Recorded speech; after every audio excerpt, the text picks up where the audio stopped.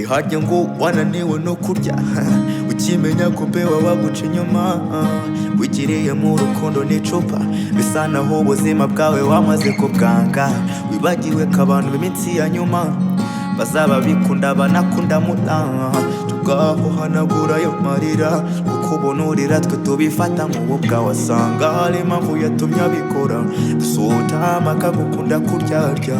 niba nacyo wishinja aho ngaho ni sawa so listen and so don't let anyone who control your emotion umwana wundi nakagutera manipulation